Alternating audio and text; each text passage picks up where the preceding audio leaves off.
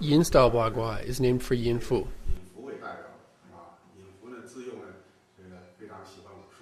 Yin Fu was very fond of the martial arts. He had trained Shaolin boxing, Arhat boxing, springing legs, light body skills, and became proficient with a weapon known as the scholar pens. At around 20 years old, he became a disciple of Dong Haichuan, the founder of Bagua掌. Dong Haichuan, in accord with the Bagua martial theory, taught Yin Fu to change his existing martial practices in addition to taking in the flavor unique to the Bagua school. So Yin style developed its own characteristics and strong points.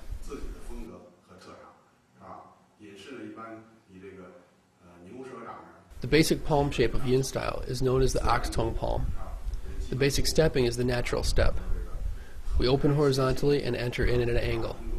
Vigorous and powerful, taking the shortest path to the target, and the movements are hard and ferocious, having an abundance of springing and shaking force. It is known for its ferociousness, power, and fighting expertise. When the hands go out, it is said to be cold, crisp, and fast. There is also a great emphasis placed on leg techniques, stepping placement, and the use of the waist and body. Over time, this came to be known as Yin style Bagua. In the applications of Yin style Bagua, there are no feints. But that is relatively speaking. So, when I put out a strike, if you don't block, it's real. If you block, then I change. So you should spend time researching this aspect of the art. So, in the applications of Yin style Bagua, objectively speaking, you've got to have a certain amount of developed strength. After you've gotten that developed strength and are well versed in and have an understanding of the techniques, you can apply them. You should spend time thinking over the sensitivity of the hands.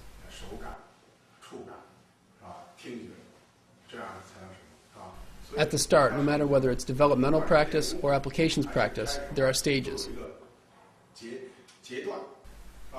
For example, with the lion system, when you're practicing, you must have the four fingers held taut, the thumb tucked in. The thenar and hypothenar eminence are held together, and that will develop finger strength. The wrist must be horizontally level and vertically straight. This way you'll have a good use of force, and while practicing, the qi and blood will flow smoothly and unimpeded. So when you normally practice the sweeping strike, you do so in this way. But once you get to a certain level, when this hand is going to sweep, this thumb should open out, pressing down. These fingers should separate out. This hand protects. If it's all closed off, it's not very natural. So practicing development and usage are separated. People often say, how you train it is how you use it. These are two questions. I often say, you want to follow the rules when you train, but when you go to use it, you can choose not to follow the rules. You want to seriously train. When you go to use it, you should be relaxed. If you're trying too hard to get force during use, it will be confined. So you must spend a lot of time training and thinking over what is contained in the art. Different levels in the art and various points of change within the techniques. I'd like to introduce the applications of Yin style Bagua. This time, the focus will be primarily on presenting techniques of the lion system. And then we'll introduce linking in some techniques from the other animal systems. Opening the opponent. I'll introduce a few methods for opening the opponent up. First, when the opponent attacks, open at his extremity. Pay attention to placing your supporting hand below the elbow of your attacking arm to protect against the opponent's elbow from striking you.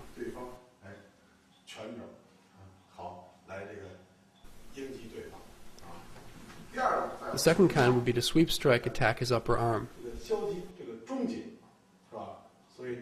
This will stop the opponent's attack. Striking the upper arm can produce a break.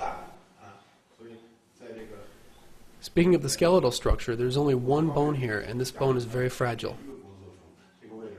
It is easy to break.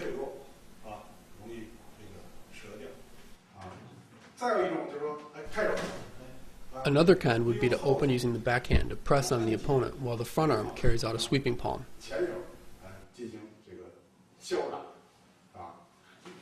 This way is also effective. We mentioned two types using the front arm, one at the extremity and one at the upper arm. Then you could use the back arm to open the opponent's attack.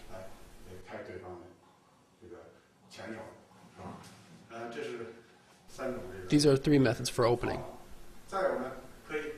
In addition, you could lure the opponent into opening up.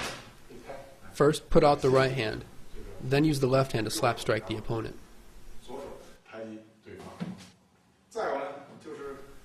Another type would be to enter and immediately snatch the opponent's hand. When we meet, first obstruct one of the opponent's arms, essentially causing the opponent to lose a certain amount of ability to defend. This is a pure type of snatching hand. That's all of this type that we'll introduce now. In the future, according to the situation, we can add depth to this.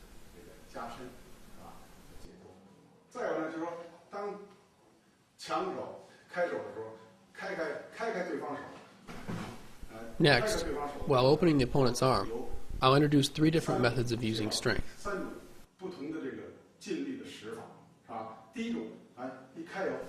The first kind is moving with the force carrying downward. You're borrowing the opponent's strength. Another type is while opening the opponent, you move with the force and execute a carrying leading motion. You could also close off his leg to attack his vital parts.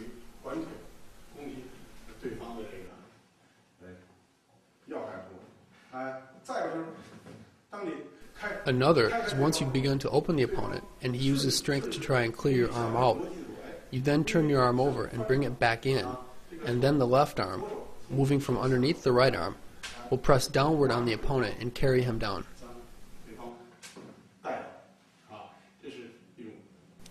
This is a method of borrowing strength. It is your choice to close off the leg or not.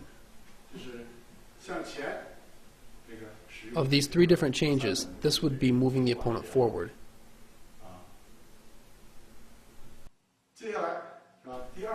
Next, the second of the three different changes.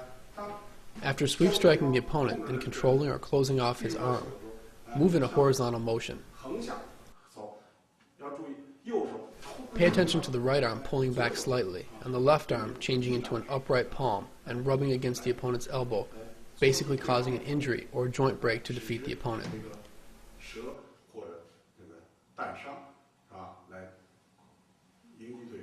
This is the first kind. The second kind, when applying this technique, if the opponent resists with a great deal of strength, you must pay attention to change your use of force. The right hand slightly turns back inward. The left arm moves into a carrying upward position.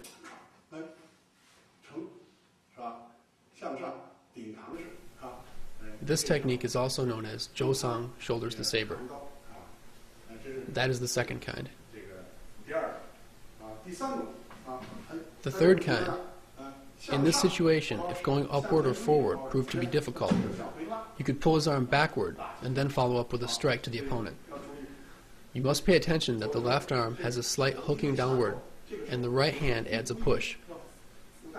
You could step in front of or behind the opponent, both are fine. So, when opening the opponent, moving in a horizontal plane, we'll just introduce these three types of changes.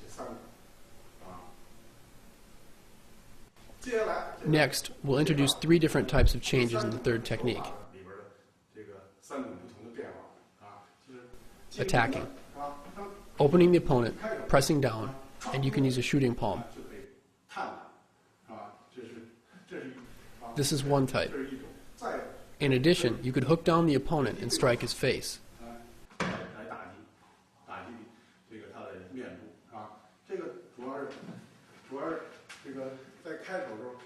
In this situation, when opening the opponent, if you feel that the opponent has discovered your intention and wants to withdraw his arm, you listen to his force, and using not the whole hand, but just your middle finger, and at the same time you follow the opponent's force with the right arm, entering in and striking.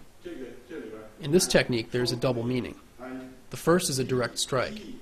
The second is if the opponent strikes with his other arm, at the moment of his strike, you could use this arm to block him off.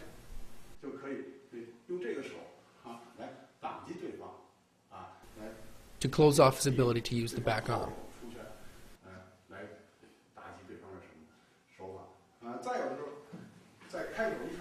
In addition, at the instant when you're opening the opponent, you could directly use a strike. This hand could be a palm or in a fist with a hooking and scraping movement. Either is fine. You could also directly strike upwards.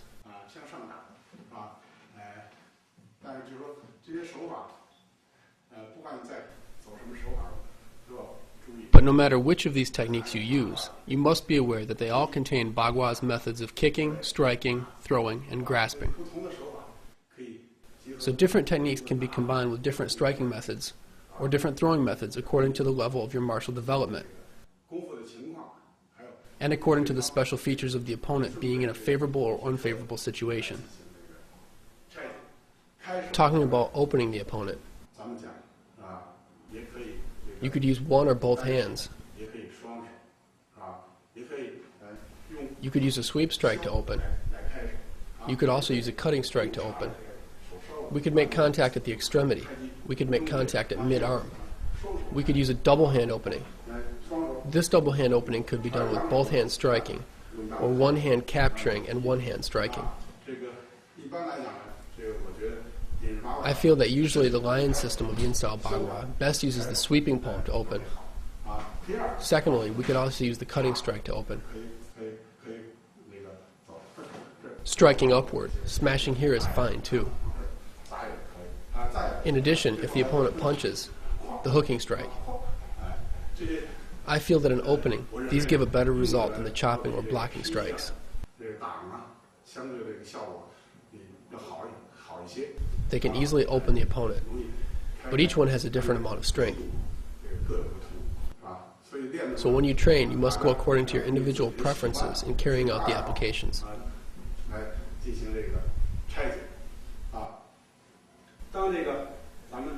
When you're opening the opponent's arm with the cutting strike, you must pay attention to this slight movement, then advance step, and strike here. That will execute a knockdown of the opponent. Opening hand, turn the arm, and follow with a strike to the opponent. Then you can strike here. Pay attention to the multiple points of contact. There are many different applications and uses. Through the practice of the lion system, sweeping palm, what we're focusing on here is the sweeping palm. You can use a smashing strike to open, a chopping strike to open, use hooking, they're all acceptable. Here I can use a hooking strike. All these are good applications of the hooking strike. Here I sweep, then I chop. That is a type of chopping shock strike.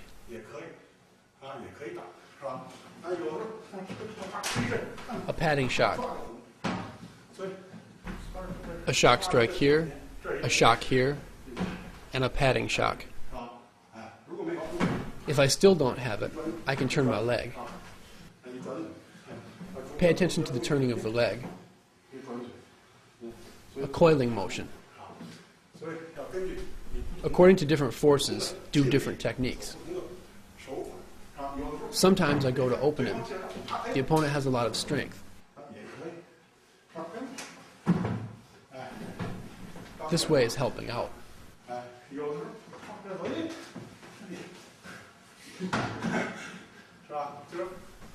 Pay attention. It doesn't matter which technique. There is a moving upward strength. There is a moving downward strength. There is horizontal force.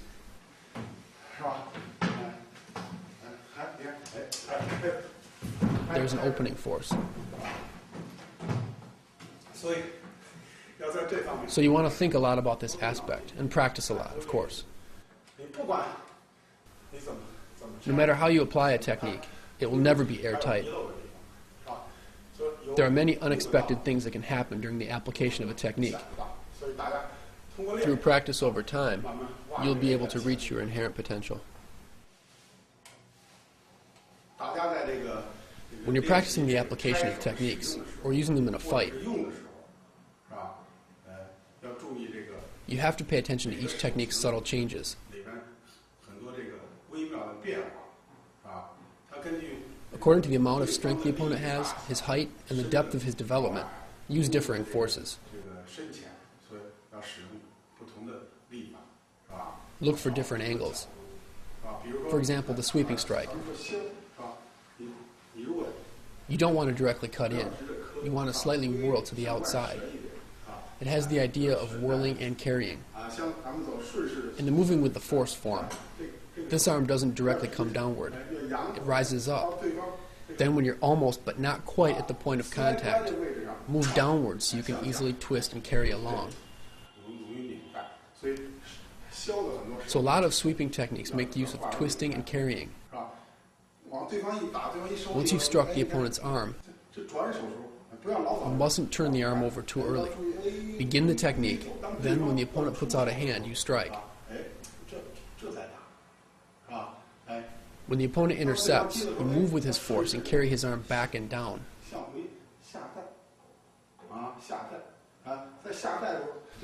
When carrying downward, this hand should slightly rotate inward. When the opponent begins to feel uncomfortable and wants to escape, you move with his force and cut him off at that moment. We often say that it's when his first burst of strength is used up, you must act to keep him from using his next burst of strength. When the opponent is in an uncomfortable position and he is trying to reset and find an appropriate angle, at that instant, as we often say, at the instant when he is changing, you carry out your strike. Then you can accomplish the different objectives of the sweeping strike. For the cutting strike, you must pay attention to use the four knuckles of the fist to smash pressure points on the opponent. For example, shousanli, chucher, or at the back or behind the head. When you're smashing, there are many different approaches. You can directly smash downward. There's point smashing. There's arcing, cutting, or smashing.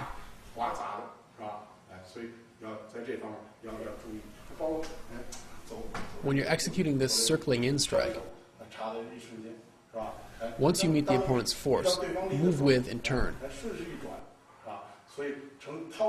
So a circling in changes to an inside smash. So pay attention to the small changes in the technique. It's best to think of this as a transforming cutting force.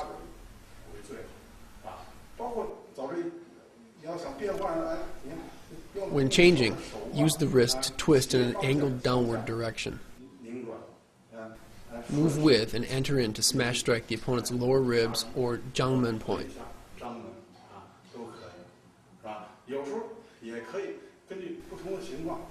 You can go according to differing situations. You can turn in and smash strike the inside of the upper arm.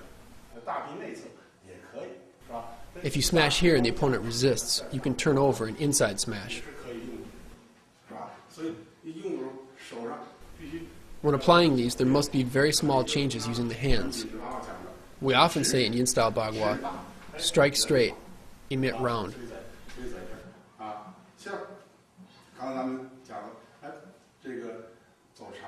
With the chopping strike is straight up and down, and you want to lower the waist. Close off the opponent, including this chop.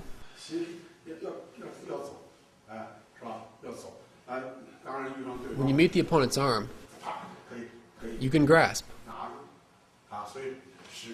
So in the midst of these techniques is hidden kicking, grasping, throwing, and striking. Sometimes you go in and directly point strike.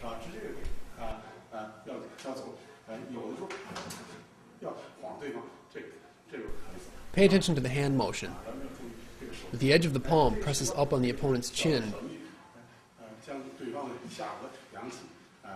to harm the vertebrae at the back of the neck. With hooking, pay attention to the whirling in of the forearms, including the whirling of the downward hooking, including the opening hook, the forearm rotation at just the right moment. You could do a double hook, then change to the techniques previously mentioned. Elbow strike, wrapping throw. Both are fine. So a lot of things are dependent on how you practice. We say in Yin style Bagua that practice makes perfect. How do you get good? Practice a lot. A technique done 1,000 times becomes familiar to you. Once you're familiar with it, you can be said to have true skillfulness with the technique. So you must be aware of a lot of minute changes. For example, the shocking strike. Here, the rolling shocking strike. 1, the forearm must whirl, and the waist must lower downward. You must sink your chi. You want to cut off the opponent. Your force can come forward, go in, or to the front of your body. So from the point of view of the use of different forces in a technique, even though the hand itself has various changes, you must also pay attention to the appropriate angles at which to use the technique. With the blocking strike, the body lowers. You must pay attention to the arm having an abundantly strong charging in force. It's not that you put up an arm just for the sake of blocking. The position that you block strike at is also very important. You want to block at the root of the upper arm. If you block and he has a lot of strength, you can move with and carry strike. There are a lot of aspects to the execution of a carrying strike. 1, your hand shouldn't grasp the opponent too forcefully. Using the ring and pinky fingers, then your other hand can help out by pressing on his arm.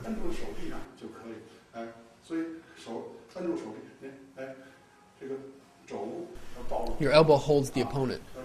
You're making full use of your elbow here. The ways to use the elbow include nailing elbow, fanning elbow, dropping elbow. What we use a lot in Yin style more than other styles is the holding elbow. Techniques such as hold the moon in your arms would be ways of using a holding elbow. Seizing and grasping, through the use of different techniques and forces, require you to even more precisely learn through practice what is contained within. So you must make very appropriate use of these. With the carrying hand, if I'm afraid I can't get a grasp of his arm, you can push on your own forearm. This elbow sets against the opponent's elbow. If you slide off, then follow through with an elbow strike. Strike above, below, or go behind.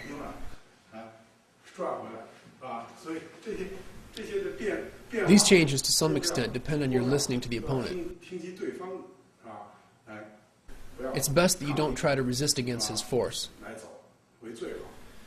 Now, with the lion system, resisting against his force is also acceptable, but you want to do it accurately and at an advantageous angle, helping to add to the amount of attacking strength that you have. As you change quickly, carrying over, then coming back, this is also acceptable. Use the shoulder to set against the opponent's arm.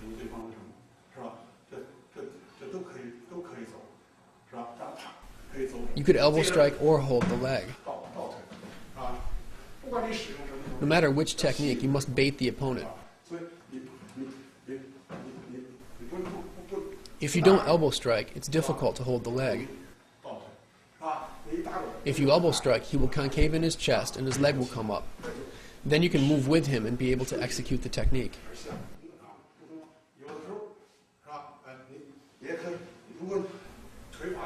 If you have good leg skill, you can coil his leg and lean against him. You can make use of all these different techniques and body movements.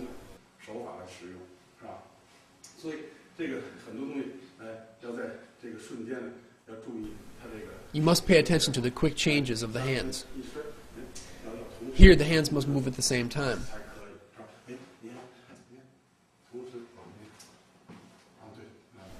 Making the opponent uncomfortable. From here, turn back in the other direction. So you must go according to the different situation to carry out different applications.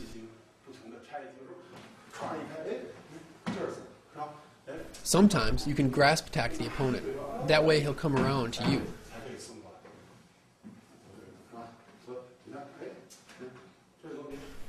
Grasp him that way.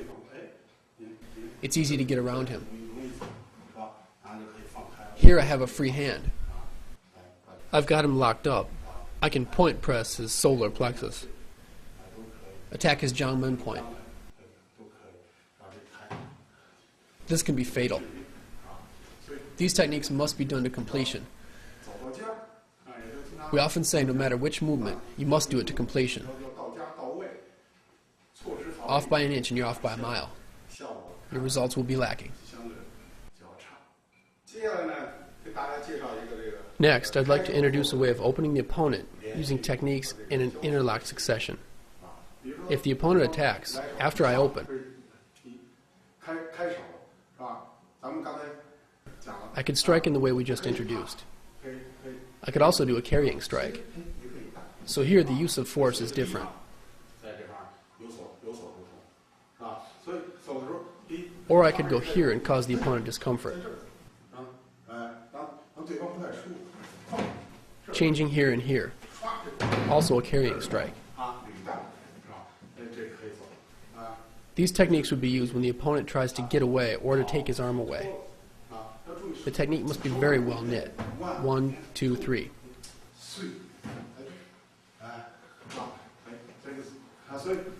Here you must pay attention to the following. When you sweep strike the opponent, your sweeping arm moves downward a bit. Note the angle on this arm as I slightly grind and squeeze into the opponent's elbow.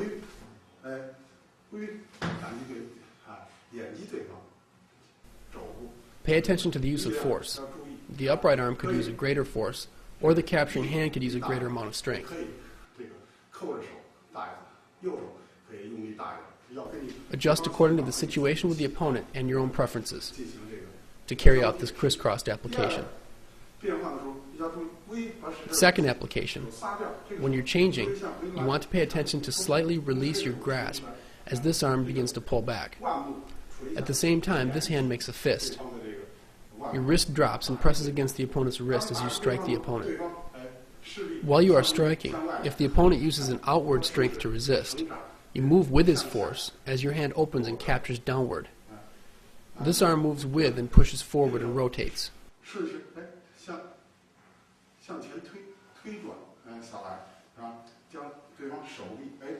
You pull the opponent's arm straight, then bring him down. If you encounter a great deal of strength, the opponent resists and the technique becomes difficult to execute. You can use a seizing movement, turning over to the rear. These are some examples of a crisscross of force and application. In addition, when opening, you could directly strike. This is also acceptable. This is an example of applying the feet. When you go to strike and the opponent covers, hold to the chest, carrying and folding both will work.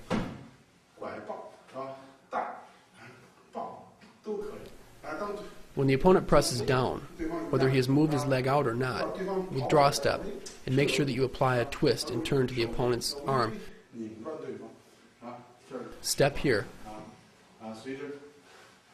and your shoulder crash strikes into the opponent's chest.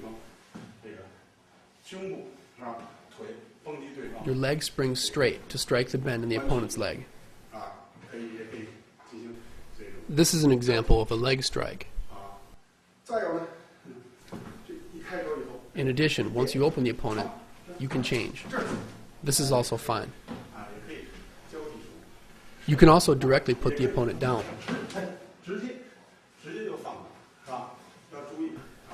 You have to pay attention. This arm uses a smooth transforming motion. Don't wheel the arm around too much. Directly enter in.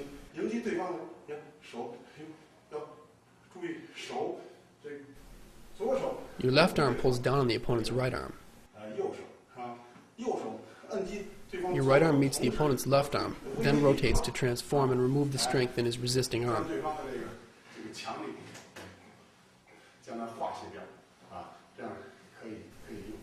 In addition, you could strike directly from the back, then go to the front, then change into the front and strike. When you are striking the opponent, move with and hook and scrape. Pay attention, you can't move in this way, or the opponent can bring his arm up. So when you're performing the hooking-scraping motion, you want to listen to the opponent's force. So pay attention to the proper hand form, dropping down and controlling. When striking, make sure to move your head and body together in the direction of the strike. So your body, head, waist, and leg changes must be coordinated throughout.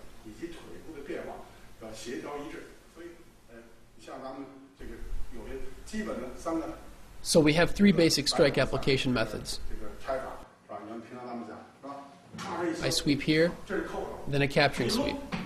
Bring the arm down and I can execute an inside sweep. This is the rising, capturing, and inside sweep that we talk about. Or you can rising sweep, then inside sweep, a turn, then capturing sweep. Sometimes you can use one hand. A sweep going inward, then to here. If the opponent pushes, you can change, then change again. There are some techniques that you can use repeatedly. Some are, well, say I sweep here. It doesn't move. Sweep here. This would be an alternating use. I often refer to it as 1+1. One hand, then add in the other. Some are the repeated use. What I'm trying to say here is that you have to use your basic strikes appropriately. Sometimes you can sweep, cut, chop, then hook. You could use them in sequence. Sometimes you can sweep, sweep, sweep, then add in a chop. That's fine too. Sometimes chop, chop, then still a chop. Sometimes hook, hook, hook, then another hook. That's fine too.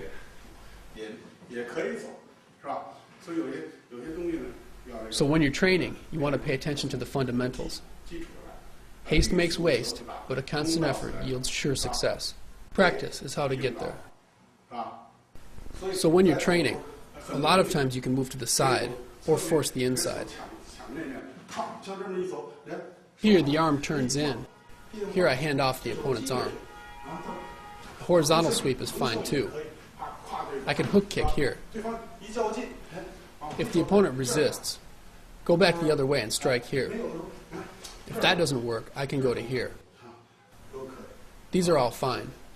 If the opponent still has strength, I chop here. So you use different techniques that have different forces.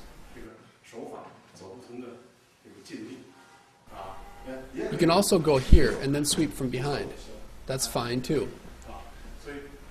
Doesn't matter whether it's sweeping or smashing. Smashing behind the back. Smashing in front. If there's an opportunity to grasp, then grasp. If not, strike. Through training, you want to be alive in your usage. Next, I'll speak of some of the forms we use. Moving with the force, turning the back, holding and lifting, windmill, lying step, reversing the body, and unfolding. The Qian trigram line system is the line interlocking palm. You should, through training, try and make each technique link together. For example, the moving with the force form, using both arms. You could use a carrying strike, or you could extend the palm according to the situation. Then you follow through and sweep, strike the opponent. Pay attention to the advancing step to crowd the opponent. You can rising sweep or capturing sweep. According to the situation, you could use an elbow.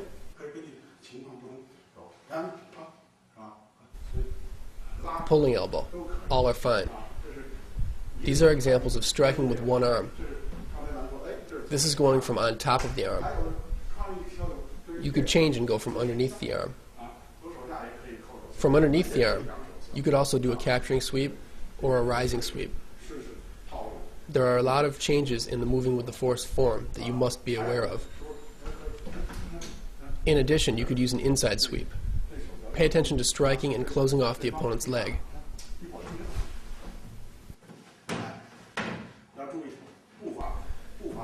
Pay attention to the changes in stepping. You must make full use of stepping, body movement, and hand technique. When the opponent has great strength in his arm, make use of your leg. When the opponent has great strength in his leg, make use of your arm. In addition, pay attention to your supporting arm, combining the supporting arm into the technique. So try and get ample use of each part of your body when striking the opponent. In addition, turn the hand over. Here is the crossed arm break. You can gather up the arms in this way.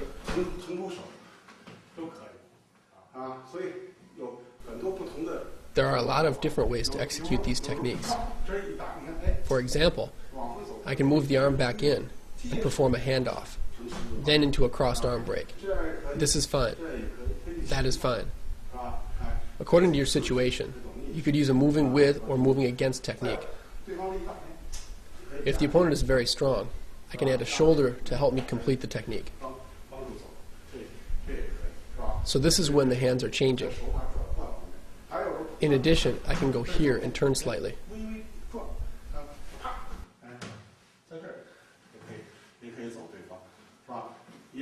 You can also sweep to here and change. Change into a chop.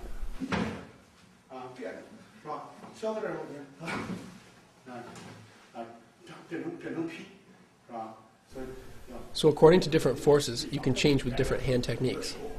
You could also do an elbow strike. Then it's easy to change from there. The arm just has to turn, and you can strike the opponent. So at this time, you must be aware that the hand should be upright. Don't have the hand turned back. This makes you vulnerable to injury. If your hand is upright, when the opponent goes to counter, you can change. This contains whirling and shoulder striking, so you must pay attention to these things. In addition, you can use the backhand to close off the opponent.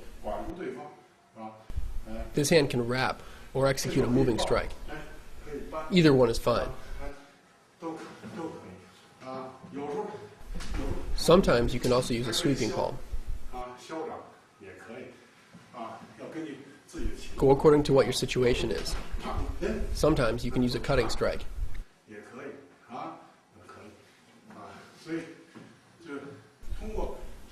I'm freely showing various applications.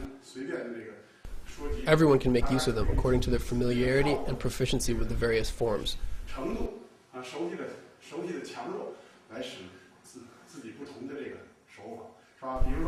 For example, the hooking strike can also be applied.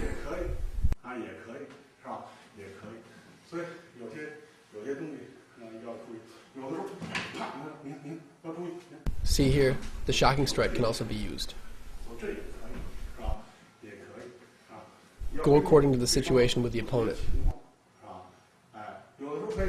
Sometimes you can change in this way. Sometimes I can strike here, to the inside. This hand doesn't move. Pay attention here. Through practice, open up your mind. Learning through practice these different techniques and body movements. In addition, going from underneath the arm is also the same. When you enter in with your leg, this arm should lift up at the opponent's elbow to block him off, then go in and strike. Pay attention to this hand protecting against the opponent's arm. The elbow here is resisting him. Here I am striking. Here I am protecting. The leg is also involved. There should be a minimum of 4 places on my body attacking the opponent. This comes from within the holding and lifting form practice. This is the first technique in the holding and lifting form. Sometimes the opponent gets up a hand very quickly, blocking you off. This just happens to be covered by the second series in the holding and lifting form, a carrying strike. The other hand can help out. If the opponent is very strong, your other hand can help out. If he is weaker, you can use one arm. What you must pay attention to is not to carry downward. If you do, you can be hit. You want to carry in an upward direction, your elbow holding off his other arm. This is one hand managing both of the opponent's arms. It is clearing the way for the other hand to enter in and make an effective strike to the opponent. So these techniques have many different ways to be executed. Sometimes, here I strike. This hand grasps. This is fine too. Here, this hand clears out of the way. That's fine to do too.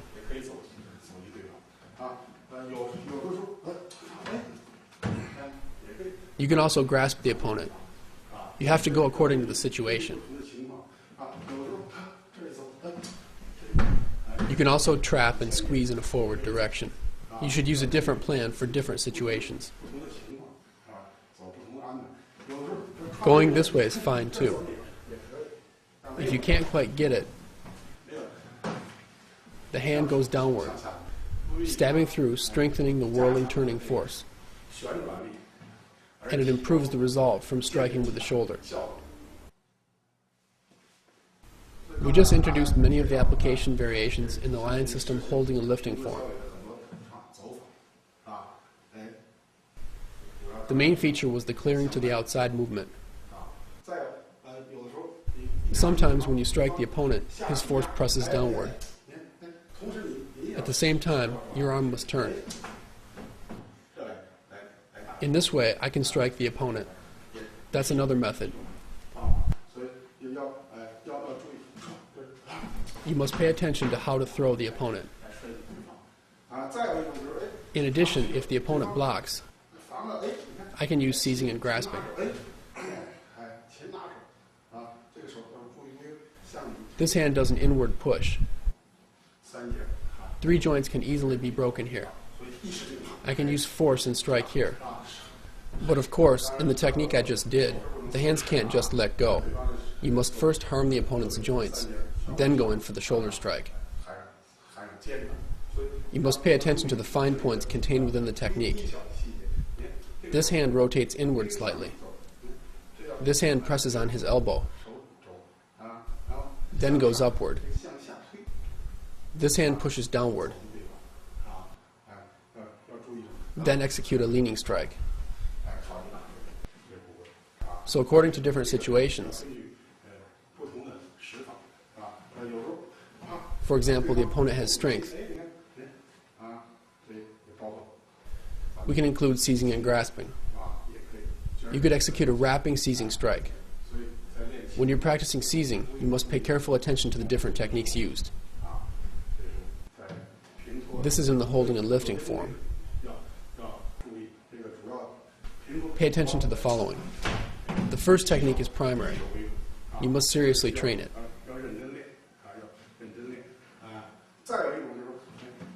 Another variation would be to go behind the opponent rather than in front. Go behind with the lifting strike. We have going to the front. We can also turn to the back to use this lifting technique. It doesn't matter which technique. There are those that go up, those that go down, some that go to the front, and some that go behind. You must go according to the situation at the moment, the position where you're standing, and the height of your stance to decide the technique.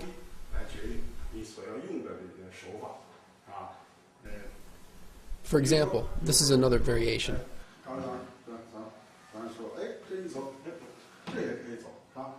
When the opponent pushes, you move with the force and move in to strike the opponent.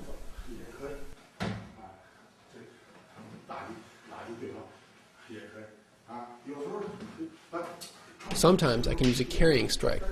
That's fine too. On top of the arm, underneath, holding, all are fine.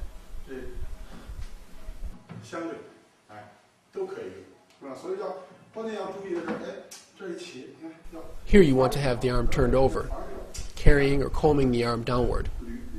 From here, downward about 10 centimeters, a combing motion, then grasp. This hand, when push attacking the opponent, the forefinger side of the palm first makes contact with the end of the shoulder, then rotates inward so that the middle, ring, and then pinky finger portions all make contact. There is also an elbow strike contained. Also add in the lower springing or inserting and closing off the opponent's leg, and you'll have a good result. Also, if the opponent pushes, you can hold and throw. Again, according to the situation. Here I transform. When the opponent pushes, then the opponent will be thrown down.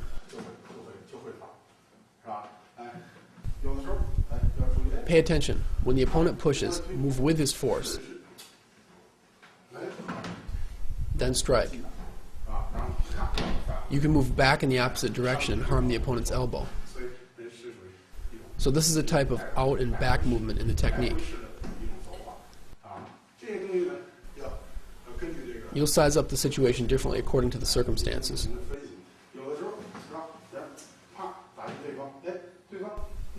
This way is fine too. Coil around, then strike.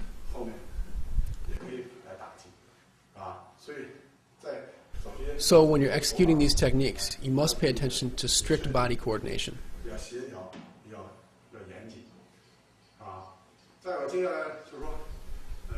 These were applications coming off the moving with the force or turning the back forms.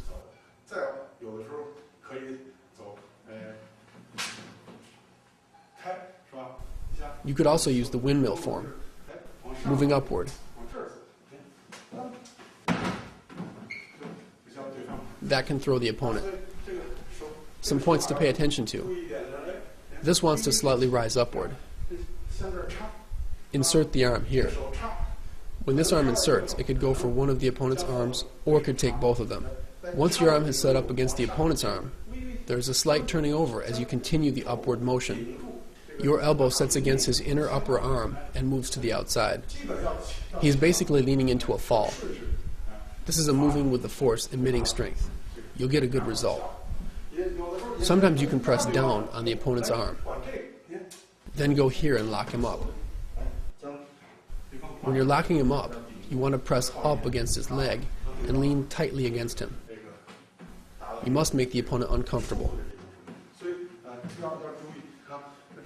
So, when the opponent strikes, go upward, make it a large upward movement so that the opponent blocks off his face. At this time, he may want to withdraw his hand. Move with and lock him up. This hand must protect. If the opponent has too much strength, you can use your shoulder and head to add force and the opponent can be knocked down. So in the application of Yin-style Bagua, you at the beginning don't want to completely use up all your force. In some special circumstances, you need to extend the force. It's also often said that if you don't have a second following force, it is difficult to defeat your opponent. So these are the things you must pay attention to in application. Also, the idea here isn't purely to go for this arm. You could try and go for the back arm as well, or the neck. They're all acceptable variants. You could also raise the knee. All are fine. Carrying him under your arm here. This requires that your angles and use of force are all appropriate. While training, you must research this so that when you go to use it, you'll have a high degree of proficiency. In many of the applications of the Lion system sweeping strike forms, the technique is the same, but the use of force is different. Some are the same technique, but use differing body movement for completion. For example, the lying step form. I sweep strike the opponent. I can add in a different body movement and stepping, a type of dodging out of the way. I just did a type of moving with the force to the inside. You can also go to the outside. Both are fine. Pay attention to the usage of the leg. it should be extended a bit long. Then turn and the opponent will roll out off your body.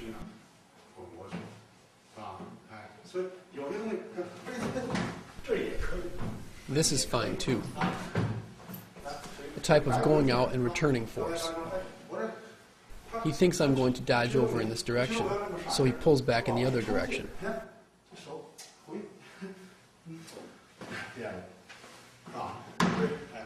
This is a technique with going out and returning force.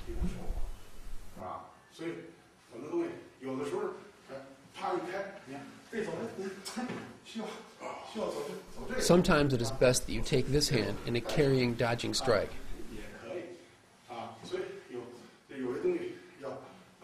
Pay attention to reciprocal usage. If I go to here and he pushes, I can go to here. This dodging requires many changes in your use of force. If I go to here and the opponent pushes, and I sweep strike,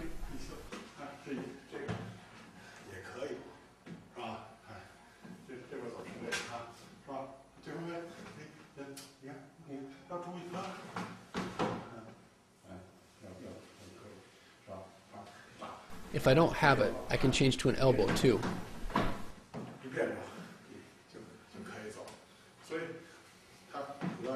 This mainly emphasizes body movement and stepping.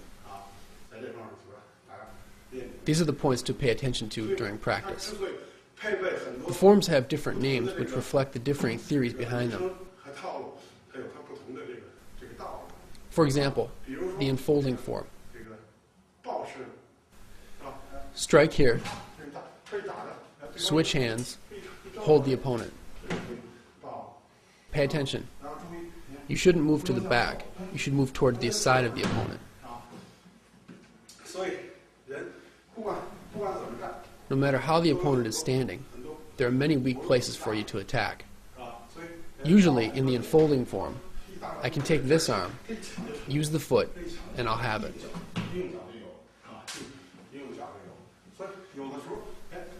Sometimes you can reverse the technique. Go here, then hold. There are many different methods and uses.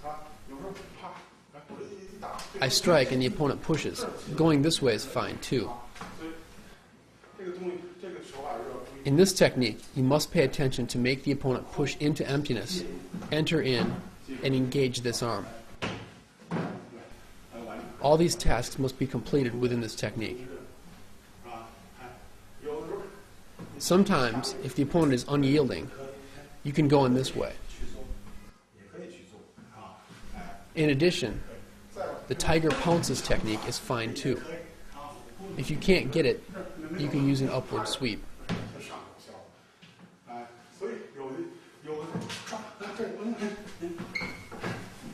You can change as you please. Any movements that are of a type of sinking down, you could say are of enfolding or squatting and contracting. As long as you're using strength in a downward direction, they're all acceptable. If we combine in kicking, as soon as he takes on this force, he'll go down.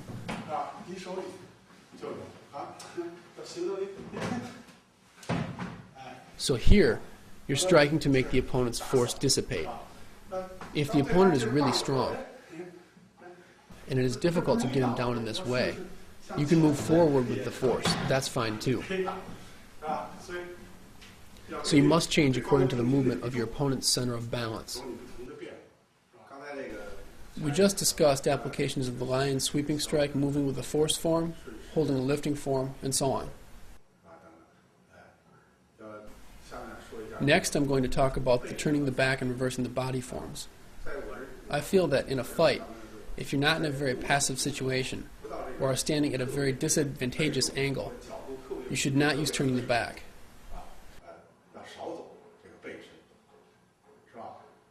So you should emphasize using the turning the back form in a disadvantageous situation. When applying Yin style Bagua, pay attention that as soon as you touch hands with the opponent, you should change. As soon as the opponent uses strength, you should turn. That's to say, as soon as you meet strength, you have to move. You must turn. You have to gain understanding through experience of these things, then go back and add in more practice time. In this way, you can enrich a lot of your techniques and thinking. In the turning the back form, I make contact, enter in, then the opponent pushes along. In this situation, you don't want to resist back against his direction of force. At the same time as his push, move around and strike.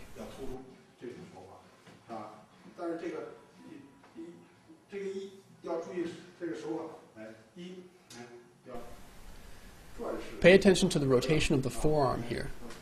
When striking the opponent, whether I use a fist or a palm, this arm has got to take the opponent's arm and bind it. Move along with his force and wrap the arm up, taking the form of turning the back. In the turning the back form, the use of force is usually going upward, then downward, and striking. Of course, your choice of technique should accord with the situation. For example, I've done the technique once. The second time I can strike here. If I were to strike downward again, he may be ready for it this time. I could also throw. Go according to the situation.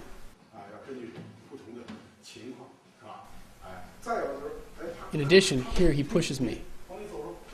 This arm can follow with and clear the opponent's arm out of the way. Then lock up both of the opponent's arms. That's one variation. In addition, when he pushes, I could go downward and hold. So the forcing hand we often talk of also has many different variations. Here's a look at the same technique from a different angle. 1. A push. The arm must turn. Lock in his arm.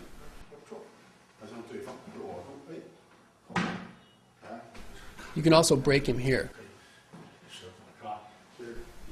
That's one way to do it.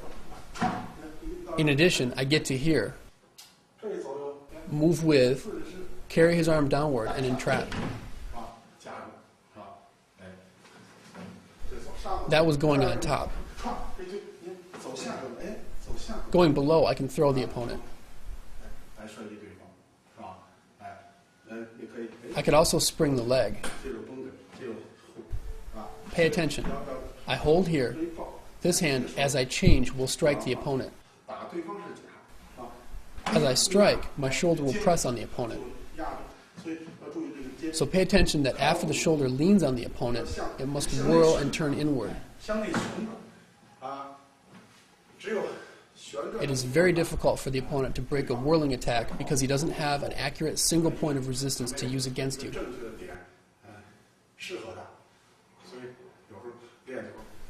So when you practice, pay attention to this. In addition, pay attention to the use of the leg while you whirl around. If I pull back this leg, then the upper leg here can endanger the opponent. So we can go on top, from underneath, and returning back. Use different methods depending on your situation. What is different about reversing the body? When I make contact, pay attention. Striking here. There's a type of squeezing in and pressing. Speaking of the striking arm, turning the back tends to mostly strike low. Reversing the body will use both high and low strikes, but it tends to favor the higher strikes. What's different here? Pay attention to the circular transforming of the arm. I enter in, then I reverse and strike.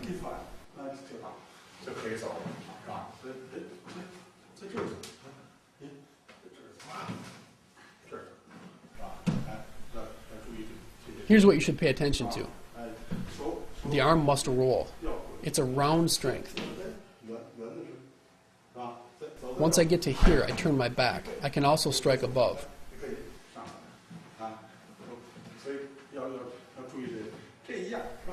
This is the same. When I get to here, I can also add in a hand. Once I've used this hand, I can switch position and go with this. That's also reversing. We often say that. I go here, come across. This is also reversing. You can add in grasping or throwing. These methods are to add strength. There are many methods of reversing the body. Going here and then coming back. That's fine too. I can close off his leg here. A lot of the applications you've studied could be used here. Why is it called swimming body 8 trigrams interlocking palm? No matter whether it's between different animal systems, within one animal system, or within one type of attack method, within sweeping, within smashing, they can all be linked together. Dr. Xie used to say, rising, drilling, lowering, and turning over. It doesn't matter whether it's horizontal or vertical, it can all be connected together. Of course, this is easy to talk about, but to make it happen, to practice to that point, requires you to put in time. I hope that everyone makes a great effort to train hard. In application, everyone should pay attention to every aspect of the small details. For example, the leg aspect. When the opponent attacks, I could use a forcing hand in addition to a forcing step.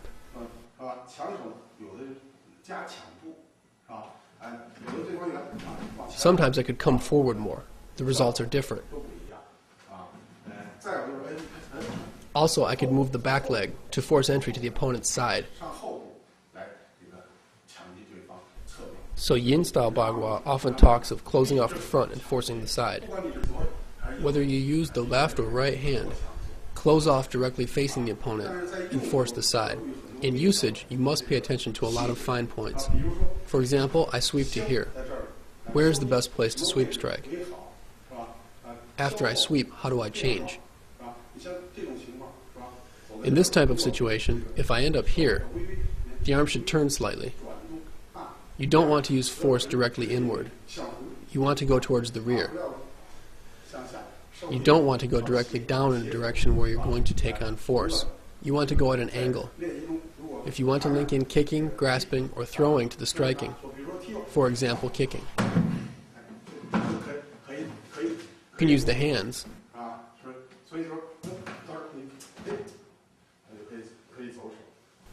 These techniques can contain kicks.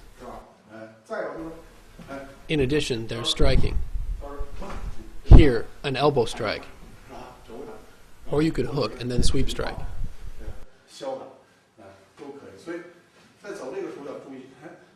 When doing this, you also want to pay attention to slightly turn the hand. Hook downward. Then when the opponent tries to clear your arm away, you enter in. That's a type of technique that takes the middle. Now with this short arm, this requires that the opponent is trying to clear you outward. Then you enter in following his force. Then change again. So if you go here, you could chop. You could also go from here.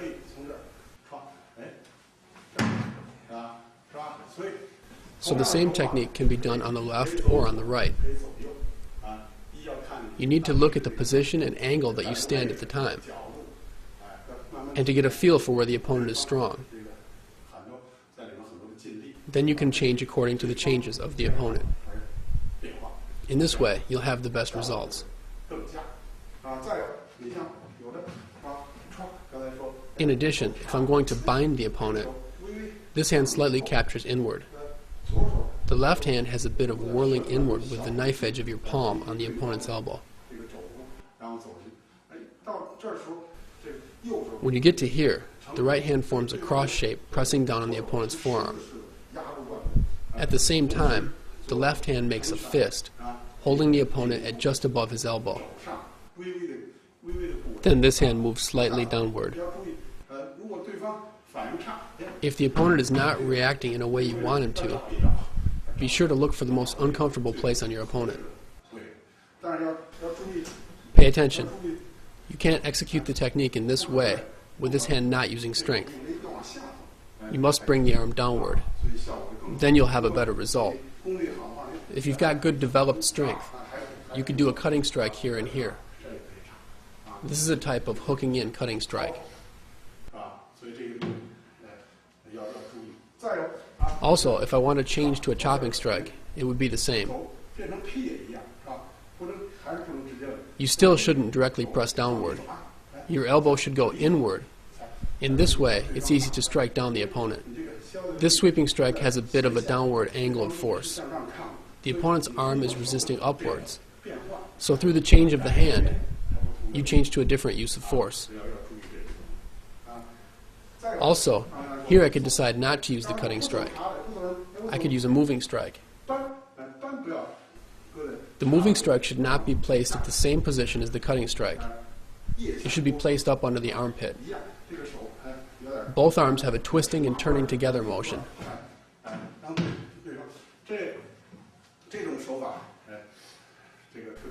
This type of technique is well suited to handle a very strong opponent that you get locked up with.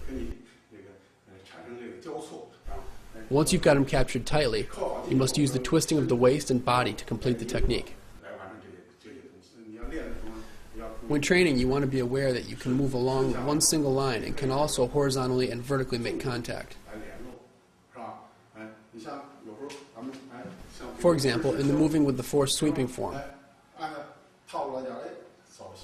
Here I sweep, then I inside sweep.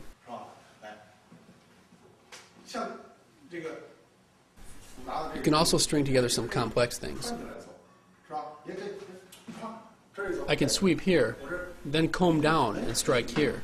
Going here, not carry striking the opponent's other arm, but using my sweeping arm in a covering in motion. This can be done with many different techniques. With the holding and lifting form, when the hands make contact, go to here, sweep, then a rising sweep. In the form, it should be the left hand executing the technique. Here I just executed both moves with a single arm.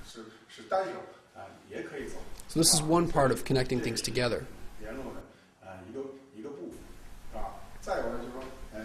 In addition, a different technique, you see.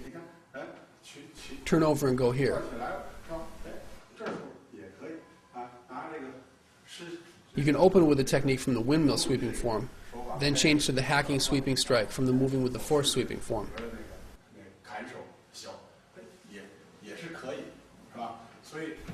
So you must go according to the situation. You could also do this sweep. Take a step, then returning here. That's fine too.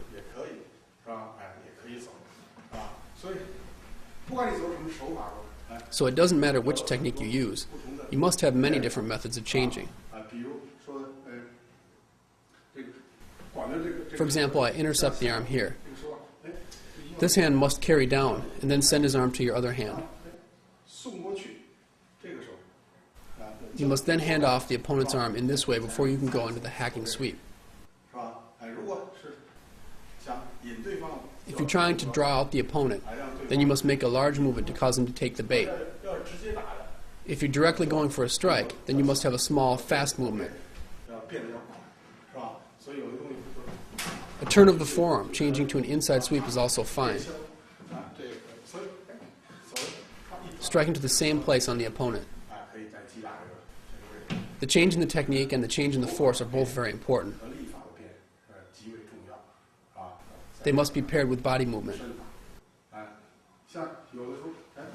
Here I can use squatting and contracting. Then I will grasp this hand very quickly.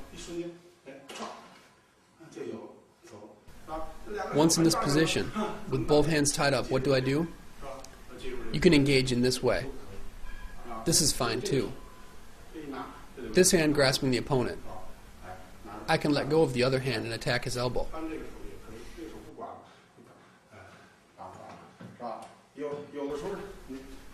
Once I've grasped his hand at the wrist, then I use my elbow.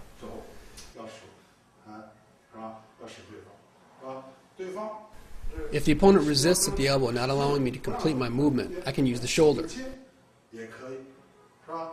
If I have the elbow and shoulder in play and it's still not enough, I can use the knee. If even the knee isn't enough, then I can advance step and turn.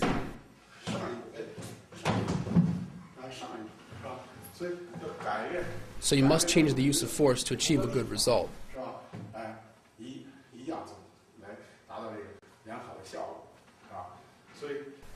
So when applying the techniques, you must have different methods of application. Going here is fine too. Press down, then if I'm unable to press down, I can insert a leg. This is an alternating usage.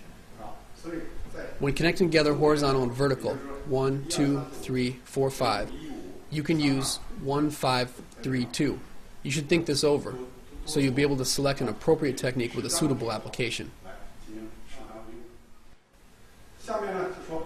Next, I'll talk about how to change from the lion system to other animal systems techniques. For example, a sweep strike. If I want to do a phoenix technique after the sweep, for a dodging strike, the hand moves along the opponent's arm in a downward arc. My left hand protects here. Then I can strike above, below, or to the groin. As I have mentioned before, you can strike high, mid-level, or low. If the opponent blocks, I can bring the arm back, then change to a dodging strike to the back of the opponent.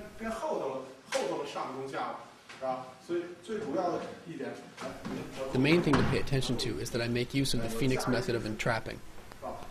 Then padding strike. I can also use a hooking leg. At the moment when the opponent is already about to fall, you add in the kick. That's using the phoenix system. I can also go towards the back and dodging strike there.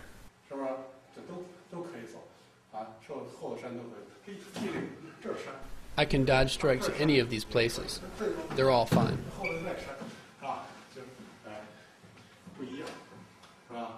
Here, the similar aspect is that we have opening to the outside. We can also open and go here. If the opponent blocks, I change in this way, and it is difficult for his block to be successful.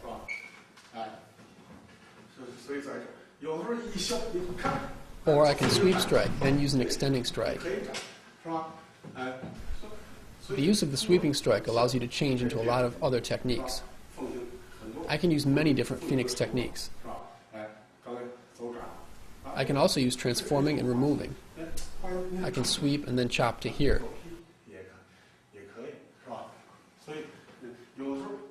Here I can sweep and chop to here, and then hooking back in. So there are a lot of changes. So if you practice phoenix, how do you add in the use of the transforming, removing, curling in, and stabbing strikes? I can dodge strike in this way. If he blocks, then change. I add in the shoulder strike. You want to remove along the direction of the opponent's force. Yin-style Bagua states that as soon as the hands go out, you change.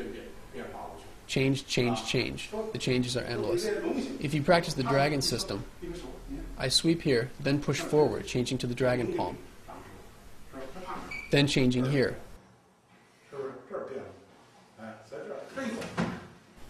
I can do a moving strike here. Sometimes the dragon directly enters. Here I have seizing and grasping. If you train well and make a habit, as soon as you meet the opponent's hand, you will be able to grasp. In addition, I can go here and push strike, pushing here.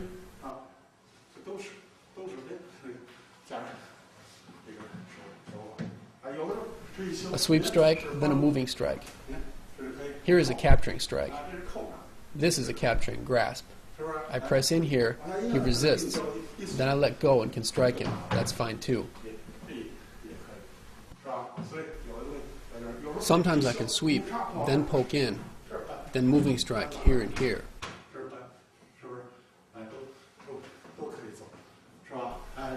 I can sweep strike, then capturing strike. Capturing again. These are all capturing strikes. This is the same. Capturing, capturing.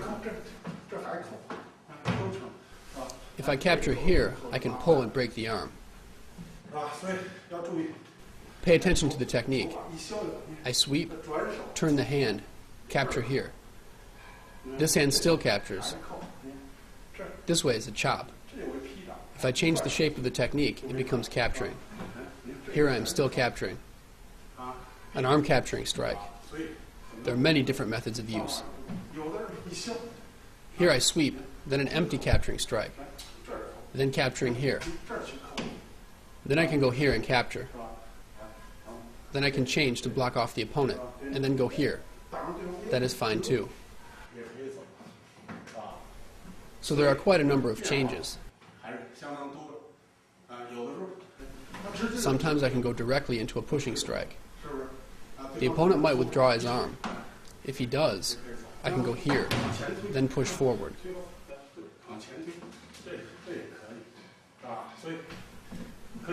I can push the elbow. I can directly strike. These are both uses of the pushing strike. I can close off his front leg. I can force the front, or I can withdraw the step and allow him to advance. These methods can all be used. So sometimes you can do as you please, but before that stage, you must first seriously practice your skills. Speaking of the bear system, I sweep and the opponent has more strength than I do. I can go to here, then leaning strike. If I add in this stepping and body movement, then it is different.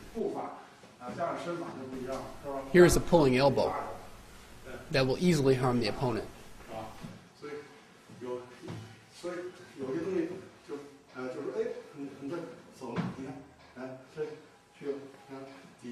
Here I can strike low, mid-level, or high. You must go according to the situation.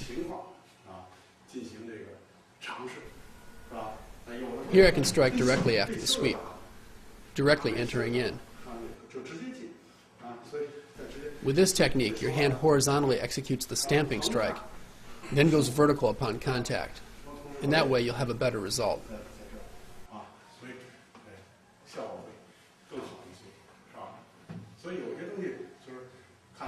So some things depend on how you use them. Here I can use a closing off rushing strike. Here is also acceptable.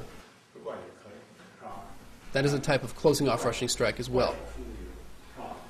Sometimes I can sweep, go low, then strike from above. These are from the forms of the bear system. Or I can sweep. I don't necessarily have to go low.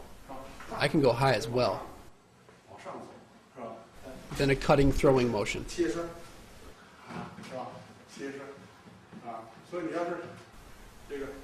So when you're using the bear system, the main emphasis is on the rushing, penetrating, withdrawing, and carrying strikes. I can sweep here, then hold. I can obtain a good result this way. I set him up on my shoulder. If I don't have it, then I can change the use of force. From propping him up here, I turn the hand slightly, causing the muscles of his upper arm to twist and turn slightly.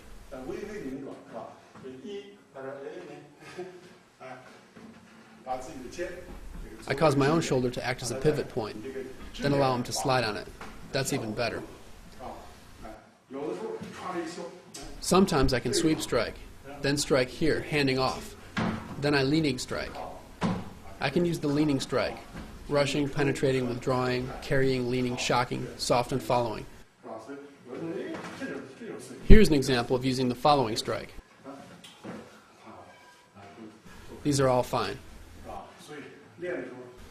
So when you're training, it doesn't matter which animal system. I can sweep and go here or here.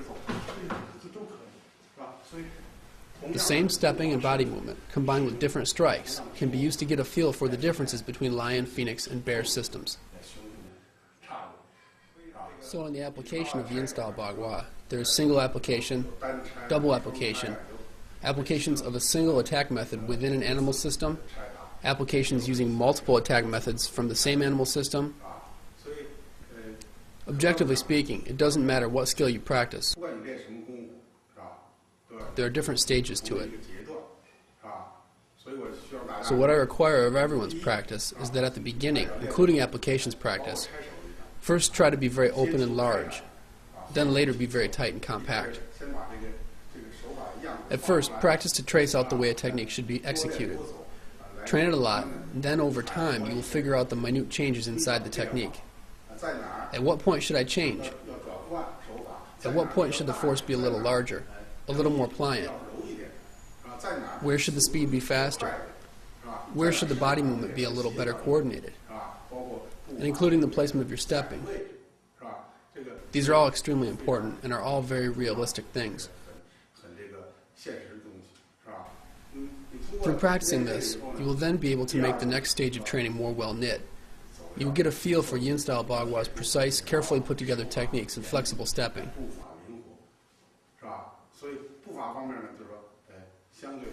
The stepping aspect is relatively smaller, but when combined with complex hand techniques, can help to create a better than expected result. In these applications, I've talked about many different techniques and types of body movement. Next, I'll talk about some stepping methods. When using these applications in a fight, stepping can have an important function. We often say in Yin-style Bagua that the techniques must be very careful and precise, and the stepping is very nimble and flexible as the technique changes. Careful and precise techniques means that in a fight, in the instant as the technique changes, the position of the hand, the place where you grasp the opponent, the method of using force, must all be just right for the situation. As for stepping, we have an opening step. You must pay attention. When you're extending an arm towards the opponent, don't take too large of a step. Yin-style Bagua emphasizes the small step. 3 steps are 1 step. No matter what system of martial arts, most all have 3 basic types of steps. The first is an opening step. The second is attacking, advancing. The third is a back step.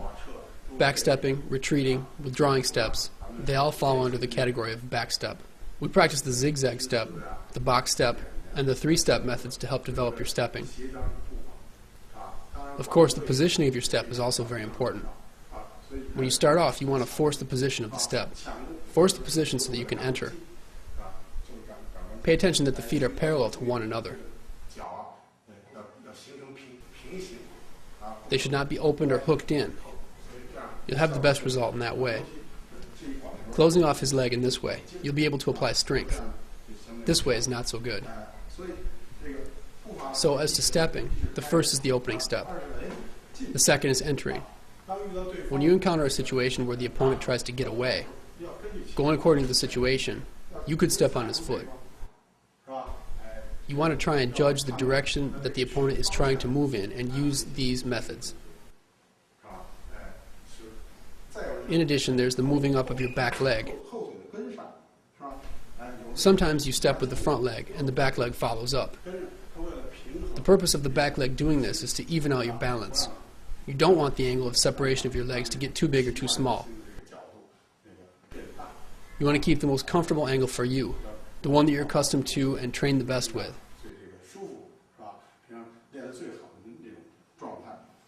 That's the first point. The second point, when you're going to use it, open to where is appropriate. For example, I've opened and want to enter.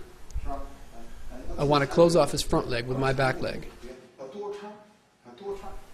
Open generously so that when you step through, the opponent's body is angled. I have an intersecting, moving against force here that can easily throw the opponent down. You must pay attention to all parts of the technique, the shoulder emitting force. If I've executed the technique poorly, then I move with the force and take him down with a squeezing and holding motion.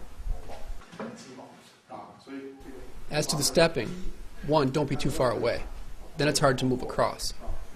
Usually starting here, then stepping to here is best. In addition, once I've opened, I can advance this step.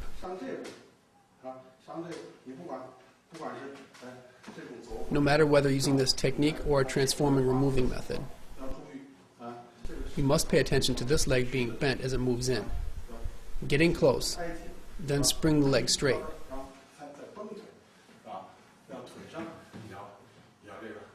In that way, your legs will produce a second force. If stepping forward, step through generously to give the opponent a feeling of losing his balance.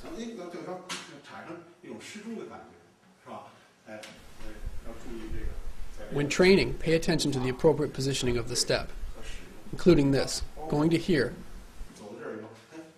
hooking with the foot, You must hook an appropriate amount, not too much. It should be pressing against the opponent's foot. So you must pay attention to the stepping, closing off of the opponent's leg, and the positioning of your foot.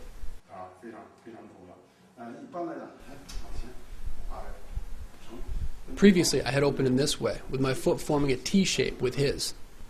Sometimes you will use techniques that will close off his legs and push forward at the elbow and pull back his hand.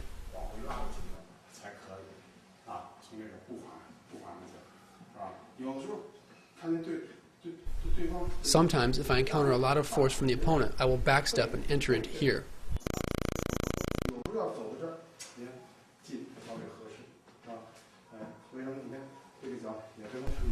Note that this foot also forms a T shape with the opponent's foot. Look and see where you stand in relation to the opponent. Sometimes I will go like this to move forward and throw. For throwing, I can throw going to his rear, front, or horizontally across.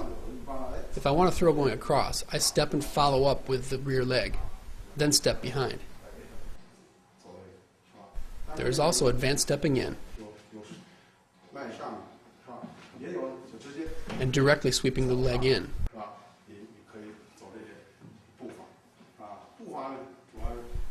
As to stepping in the forms, each animal system has 7 different stepping patterns. So while you're training, you must pay attention to how they are paired and used with the techniques.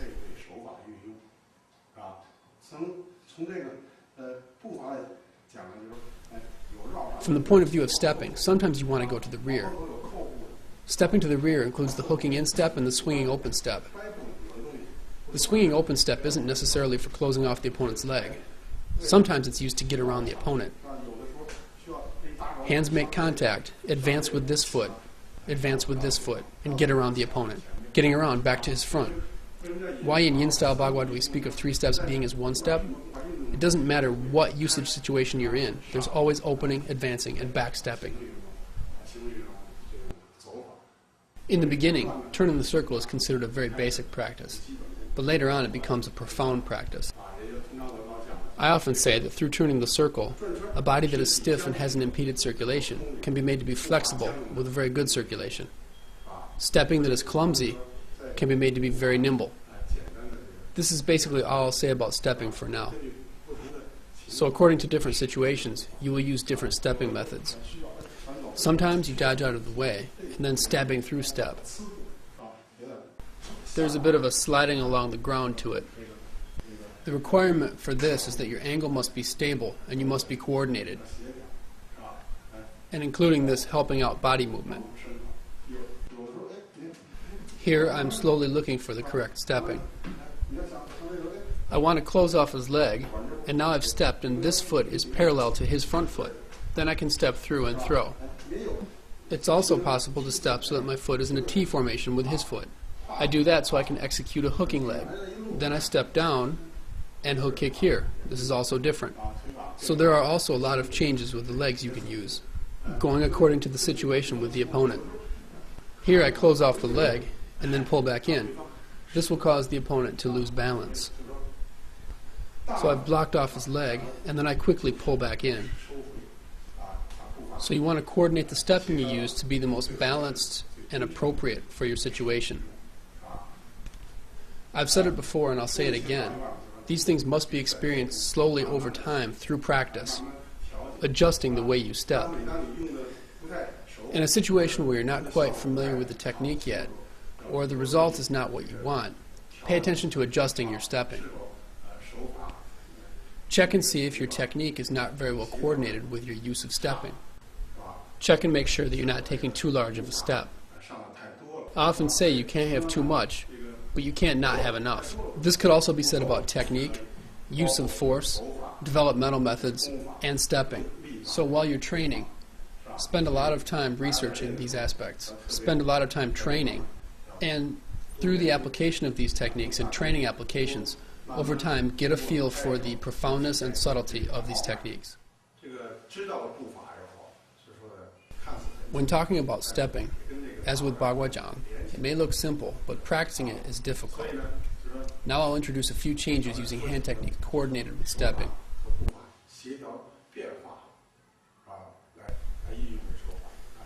The opponent attacks. I force the step. Going here, then here, and a withdrawing step. 1. I open, working with the hand technique. Going to here, striking here, withdraw step. This is one way to do it. In line system, I open, then the foot opens horizontally. Going to here. When the opponent presses down, pay attention. When I'm using this first attack, the leg must close off tightly. You don't want to skip over this in order to prepare for the second and third techniques. Why?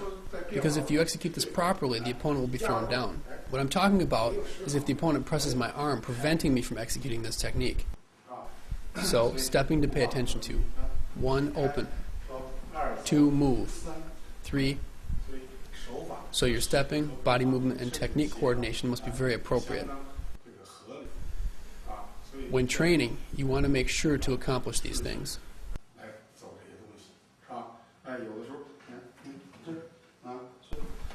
Sometimes I open, then go to here and here. Here this can help out, pressing into the opponent's leg. So you must be ready with these minute changes at any time. So when training, pay attention to the different ways of executing techniques. Sometimes I can open, go to here, and then come back.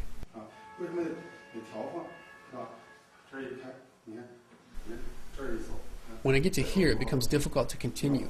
So the foot comes back, and in that way I have an appropriate angle to use.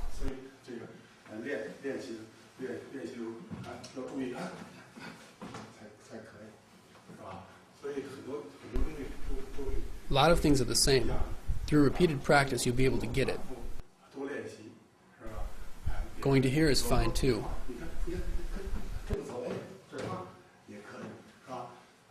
I can use different hand techniques with the same stepping patterns. So you can practice these stepping patterns in a lot of different ways by pairing them with different hand techniques. Here, going an advanced step, following along the movement of the arm. Going to here, the foot can twist.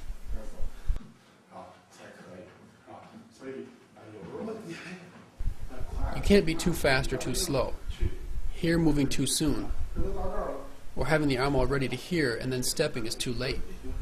So you must step along with the technique. In this case, there's almost a dodging out of the way. I can execute a hooking leg or a step behind. So going according to different changes, use different stepping. Whatever you use, it must be appropriate. Here is too little. I won't be able to close off the back leg. So I step around a bit more, making the opponent uncomfortable. Then I can lean into him and I'll have it. So the different usages of stepping are very important. When training, pay a lot of attention to it. For now, I'll just introduce these few simple technique and stepping combinations.